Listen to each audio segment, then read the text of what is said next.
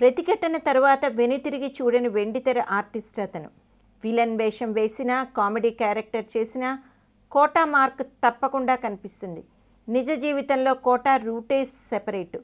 జోకులేసి ప్రేక్షకుల్ని ఎంతగా నవ్విస్తారో సెటైర్లు వేసి సినిమా వాళ్ళని అంతలా కుళ్ళబొడుస్తారు.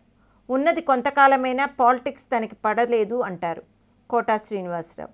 తను ఒక వెర్సటైల్ యాక్టర్ అని ప్రూవ్ చేసుకుంటున్న రోజుల్లో సినిమాలో సెటిల్ అయ్యాను అనుకొని బ్యాంక్ జాబ్ కూడా రిజైన్ చేసి ఫుల్ ఫ్లెడ్జ్డ్గా సినిమాల మీద ఫోకస్ పెట్టారు కోటా. స్వతహాగా ముక్కుసూటిగా ఉన్నది ఉన్నట్లుగా తనకు కనిపించింది వెనక ముందు ఆలోచించకుండా బెదురు బెరుకు లేకుండా మాట్లాడే అలవాటు కోటాది. ఏ విషయంలోనైనా లోతుగా ఆలోచించటం, ఇక్కడ స్విచ్ వేస్తే అక్కడ బల్బు వెలుగుతుంది అనే తెలివితేటలు లేవు పాపం ఆ రోజుల్లో కోటాకి. పాపం అతను బ్యాడ్ లక్. ఆ టైంలోనే సూపర్ స్టార్ కృష్ణ, ఎన్టీఆర్ చెరోవర్గం ఇండస్ట్రీలో. సో ఆల్రెడీ ఎన్టీఆర్ సీఎంగా రూల్ చేస్తున్న కాలం ఇది.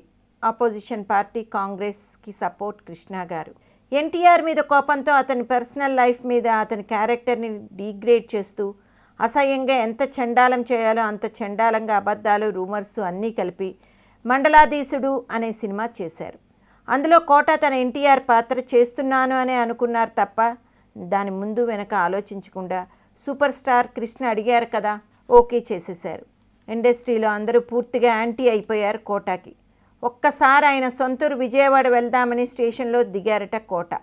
అప్పుడే సీఎం ఎన్టీఆర్ ఇంకొక ట్రైన్లో హైదరాబాద్ వెళ్ళిపోయారు.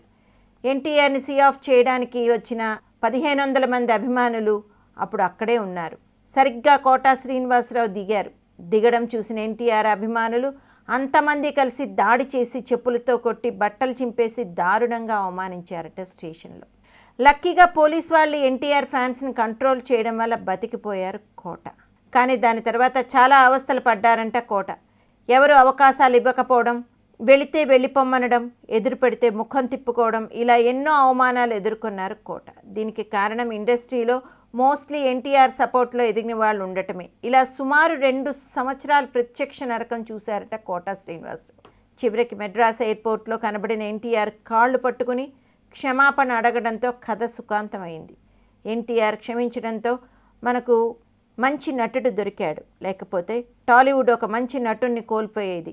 నేను చేసింది చాలా పెద్ద తప్పండి. ఒక మహానటుడు, దిగ్గజం గురించి ఒక వర్గం వాళ్ళ ఆలోచనలు, అబద్ధాలను ప్రచారం చేయడం నా తప్పే కదండి అని ఒప్పుకుంటారు కోటా శ్రీనివాసరావు.